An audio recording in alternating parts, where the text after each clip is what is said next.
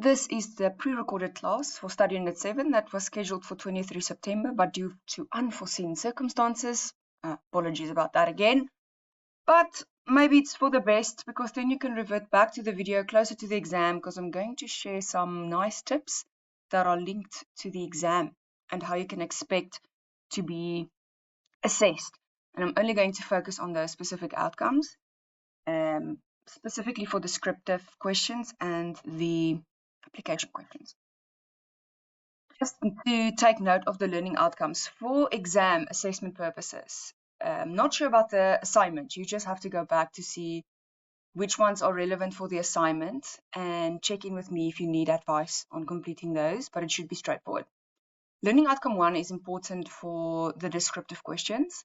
Learning outcome 3 and 4 is important for the application, and learning outcome 5 is important for multiple choice. In other words, learning outcome 2 and 6 is not relevant for exam purposes. This is for exam 1, although I'm not sure whether those transfer, which I think it does, or whether I also added other learning outcomes to exam 2, but that's for a different day.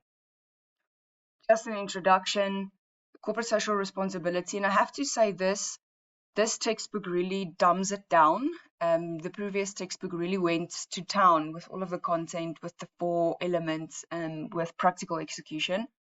But students mentioned that they appreciate the shorter or less content in this book as opposed to, for example, research. But essentially, CSR, so you need to know the abbreviations and the difference on what they mean. So corporate social responsibility is CSR, and corporate social investment, different, is CSI. And it's very important for organizations, but also big, I almost said big pharma, because that kind of links when you watch a lot of crime, but big companies, corporations globally, really. The intersection of sports and social responsibility is really clear in several initiatives. Once you understand what these two concepts mean, if you're not familiar, and you start going back to social media, you will be able to see, oh, okay, I understand this is part of this business's CSR or CSI. So it addresses very important and key societal issues in communities, in inequality, education, and health. And a lot of this comes into play with grassroots initiatives, so big companies that really invest in grassroots initiatives to develop specific sports or communities. You need to know the definition. So this is learning outcome 1. And again, this is descriptive questions, so you can already draw the conclusion as to how you will be expected to get a question here. So just make sure you study the difference between CSR and CSI. CSR, so the responsibility one, is defined as a company's response. So just think of response to social, political, economic responsibilities. And again, as mentioned with the previous textbook and, well, how it works in real world, there's also environment, the environmental aspect. That's really important. And this is defined through law and policy. So there's a lot of guiding documents to say how they should respond in terms of their corporate social responsibility. This also includes voluntary, addressing specific functions, ethics, regulatory frameworks that are very important in the development of their sustainability as a brand. And when we get to the benefits and importance, you will get to make this distinction and the link to that. And this is also what society expects from them. For me, and I always make this reference, Betway, there's another one, there are several Hollywood Bets, that's the one I'm looking for.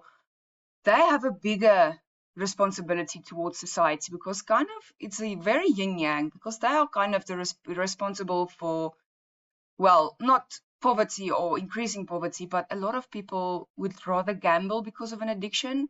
So they have a big responsibility to plow back in the community and make sure that there's some helplines and things like that available. But I don't necessarily always agree with their tactics, because it's not good to citizens who are already living below poverty, yet based on addiction, based on how gambling works in the mind. So they have a responsibility. I'm not going to go on a tangent. But for a business to rationalize CSR, so this means to justify it or to conceptualize and well, find the balance. They must include the capacity to reduce cost and risk to the population. So I also have to, while they do that, build a reputation in the market as a responsible entity. But this also creates a competitive advantage, and we'll get to the benefits, because if they are advocating for responsibility and societal impact and community change, then of course people will support them more. But they have to be socially responsible. And for me, betting companies, there's a line to be drawn and build synergy across stakeholder groups through the creation of social capital. The 4 categories, so these categories will be important. So there are philanthropic responsibilities, so they have to be a good citizen. If you go on your own search on what these mean, so I would advise you to be cognizant of what these mean in detail, especially looking online. These are fixed categories across sources. You can just literally Google that so you understand them. But even in this pyramid is what I'm looking for. The main foundation is they have to make a profit. Secondly, they have to obey the law. They need to be ethical, but also then when there's something left, and for them to really be regarded as responsible, they need to plow back. So have that responsibility. So you need to know these 4. So you can be asked to draw or illustrate this, the pyramid, again, the word I'm looking for. Yeah, it's been a day. The pyramids, you can be asked to list them. You can be asked to describe them when I provide it. You can be asked to describe specifically legal or economic or any 2 of them. So when you get your table for the exam scope, you know for this learning outcome to be very specific in studying all of this. So learning outcome 1, what is the definitions, and then of course the 4 categories. Then you can just pause and read through this. It will be linked to all of the elements. But again, do yourself a favor and go and search for a full explanation on what each of them, the categories, mean. Importance and benefits of CSR and CSI for sports teams, professional sports teams, but also sports entities as a whole. This is a lovely figure, and I can already tell you this is the image you will get in the exam. And then a variety of ways I can ask this. This is learning outcome 2, but there's 2 ways. So learning outcome 2 is the importance. Learning outcome 3 is the benefits. But the benefits are displayed in this image. So either way, it is combined. So you need to know all of this. So the image is in the exam, and then we get to the benefits. So of course, when you are involved with CSR or CSI, sounds like a crime channel, but anyway, it creates brand recognition. So people can recognize and associate. So those go hand in hand with equity, if you recall from last year's branding module, that they would start recognizing and associate you with a corporate social responsible entity. But you need to understand each of these in detail and what it means in the context of CSR and CSI, because you can get, for example, a case study for a specific sports brand or entity, and you will get then this image and you will be asked to, in line with the information in the case study, how have they, I can give you options. So I can tell you, you have to apply any 3 or 4 of the 7, or specific 2 or 3 of the 7. So I can ask you, based on the benefits outlined in figure XYZ, you need to explain for the specific business in the case study how through their, listen very carefully, through their CSR and CSI, not generally, like not they created a positive brand image because they sell soccer boots at a reduced price. That's not the point. It is through the initiatives that they have. How did those initiatives lead to increasing their brand recognition, increasing their brand image, brand loyalty, expand their fan base, attract sponsorships, increase their commercial value or market share. And of course, there is increased sponsorships, but also leveraging sponsorships. So you need to understand each of these independently of what they mean theoretically. And again, I advise you before the exam to come and get information in the textbook on what these mean. Because even if you prompt the death out of an AI, it's going to take it from the incorrect perspective. It's literally just going to tell you what these mean theoretically and not necessarily of CSR or CSI. What you can do is generate the content through having the whole slide, applying it to any of your favorite sports entities, see what it gives you practically, but then cross-reference that with the textbook explanation and also through consultation with me so that you can make sure you're on the right track. But that's kind of the way you can expect this question. This is going to be an application question.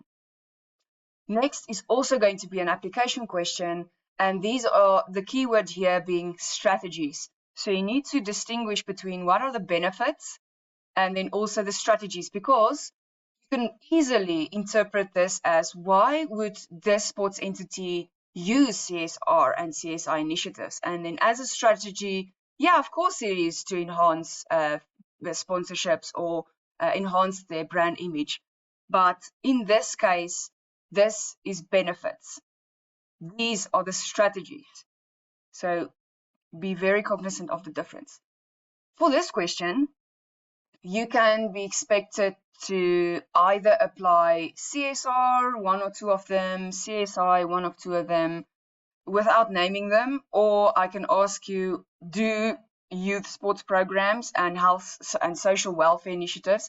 So you need to understand all of them in detail, what it means from a theoretical perspective, and how can the sports entity or business or brand in the case study do them practically.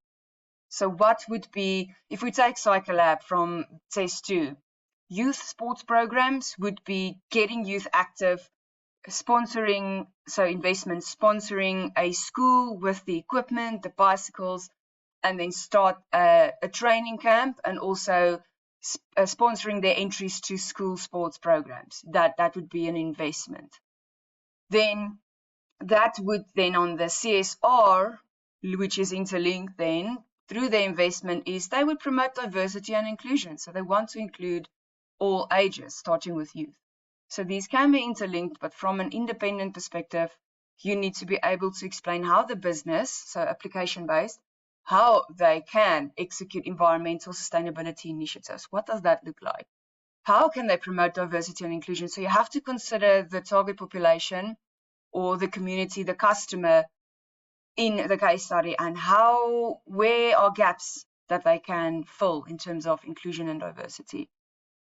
Ethical supply chain management. So say there's a little bit of a mention of dodgy suppliers, then or they jump the queue with unethical conduct, then you can make sure that you analyze that and say how they should do it instead. Health and wellness promotion is probably the easiest one because it's just using whatever the case study offers, the business offers, and just trying to see how they can promote health and wellness through what they already provide to the consumers, through products or services. Then with CSI, investment is the community development programs, and I think I touched on that with the youth sports, but you have to focus on the community separate from youth. So while a community development program can include going to a marginalized school and sponsoring their school sports entries and giving them equipment, opening a little gym on the in the school, there needs to be access to the community as well. So how does that beyond the school develop the community? So you need to explain those separately, and then health and social welfare and disaster relief and humanitarian aid. So know what all of these means independently and be able to advise, or you can get a question, provide evidence from the case study regarding how business XYZ executed strategy ABCD from CSR, ABCD from CSI. So through and through, you need to understand each of these and be able to interpret, analyze the case study, but also provide your own answers. Then for learning outcome 5, this is multiple choice, like I mentioned. Just make sure what value chain elements are, so assessing the impact. So the impact is the key here. And then what you can do is, like I did for the advice for your test 1 preparation for research, use this table and put it into Claude, put it into any AI of choice, and tell it to generate potential multiple choice questions with 5 response options. You also have separate prompts where you need Bloom's level 1 to 3. which is lower level, and also then Bloom's level 4 to 6, apologies, because that is higher order thinking, meaning application. So if you do it that way, you can see how you can potentially be assessed. But typical question could be one of the following. So let's say marketing actions are part of the value chain elements, stressing the importance of CSR and CSI. I just saw that it's a lowercase with CSI. And then you need to know which one of the following are marketing factors that complements this specific element. And then from the list, you would need to know its adaptiveness and marketing assets and not financial impact, for argument's sake. So you need to know this from a multiple choice perspective. Once you get the table for the exam, for the scope, you will see how many marks are assigned to this learning outcome. Then you can adjust your efforts accordingly. Then just again to illustrate how research is interlinked with sports, with any area really, is that I've shown a few models, and even if you watch the latest research video of the paper we wrote during semester week, that we also developed a model, this is the same. This is literally a conceptual framework of how researchers think that corporate social responsibility is determined by specific factors as the dependent, but also then being the independent in determining the rest that's on the right-hand side. So I'm not going to go and bore you with the rest, but if you are interested in understanding this a little bit better, you are more than welcome to have a chat with me. But also you can just copy this conceptual framework into any AI and it will explain to you in detail, but you will not be assessed on this whatsoever. But just in conclusion, to just re-emphasize the importance of CSR, specifically, it is important because it strengthens relationships with communities, enhances sports organizations' reputation, attracts sponsors and talent, and fosters positive social and environmental change. By focusing on areas like the environment, so yeah, they kind of omitted this one, but you don't need to worry about that. You just focus on the pyramid with those 4 pillars. Stewardship, diversity, inclusion, of course, ethical practices, legal, following the law, and also then ensuring they, of course, generate profit, because otherwise they can't sustain themselves. They can achieve positive societal impact while at the same time benefiting their own brand and business performance. So that's really the end of this unit. Hopefully this enhanced your understanding of CSR and CSI, and then you will be able to be best prepared for the exam associated with the learning outcomes and know exactly how you will be assessed.